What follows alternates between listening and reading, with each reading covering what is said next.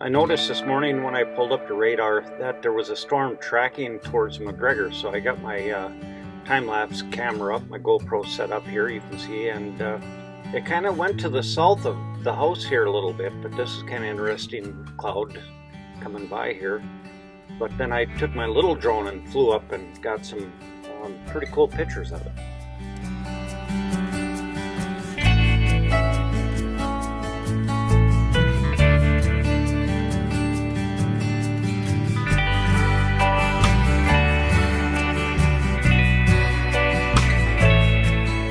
Notice the correlation in the red spots on the radar. How there looks like there's 3 bright red spots versus where there's quite a bit of rain falling there. It's about the same as what the radar shows.